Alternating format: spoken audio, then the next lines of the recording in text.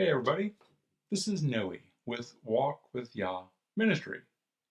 Just answering another question right quick, just for your pleasure, my enjoyment, actually for our knowledge. The question is, who are the most dangerous disciples? Now that can actually be answered one of two ways. And I will start with the first way first. Um, there are those, and you probably know some that are what some might term carnal Christians or carnal believers, and that can be any Bible believing type of system, whether it's Hebrew roots, Messianic, doesn't matter. And so a lot of these people they mean well, but a lot of their perspective attitude is a very earthly based, um, soul driven type of attitude perspective, and so we all have to go through that. I went through my period, the Bible thumper, all that type of stuff. You think you know everything, and you know what? A lot of them are well intentioned. What that ends up sometimes tending to be, though, it gets into sometimes control, some other things that are just not don't bear fruit of the spirit. And so there's this verse starting in 2 Corinthians 3, verse 4, that says we have trust towards Elohim, towards God, and then 2 Corinthians 3, 5, not that we are confident in ourselves to reckon any matter as from ourselves, but our confidence is from Elohim, from God. And then in verse 3, 6, it goes on to say that the letter kills, but the spirit gives life. Now, just as a tangent, uh, some people say, well, this is talking against the Torah. No, we don't need to do the Torah, the law anymore. And I'll strongly disagree, of course, because I think in many other places the Bible says you should do the Torah. Different conversation, another day.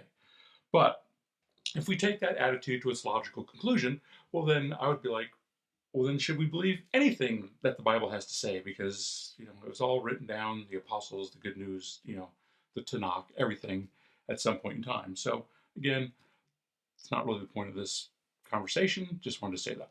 So, but now, I believe what's being said here, though, is it's talking about balance.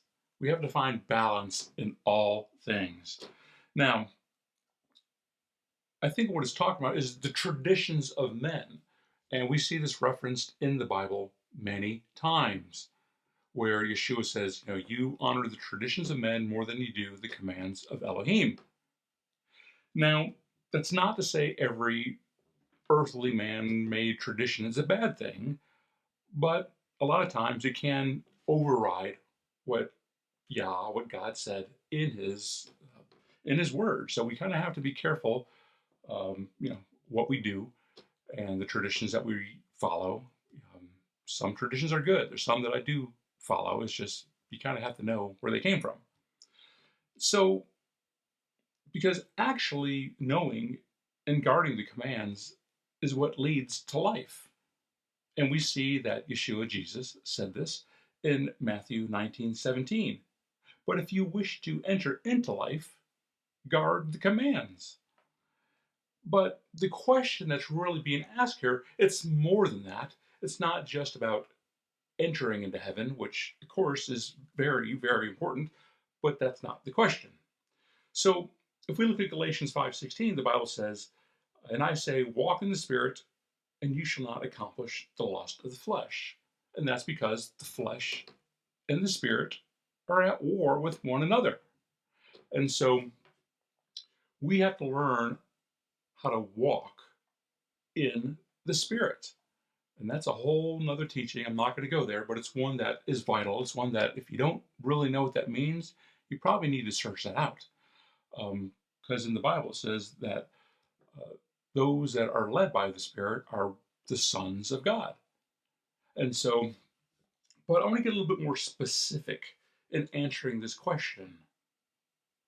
In 1 John 3, verse 8, the Bible says, for this purpose, because it was talking about the evil acts of Satan and stuff like that, it says, for this purpose, the Son of Elohim, Yeshua, Jesus, was manifested to destroy the works of the devil. Now, if you know about deliverance ministry, well, then you know that demons can manifest through people, causing chaos, wreaking havoc, doing all kinds of stuff.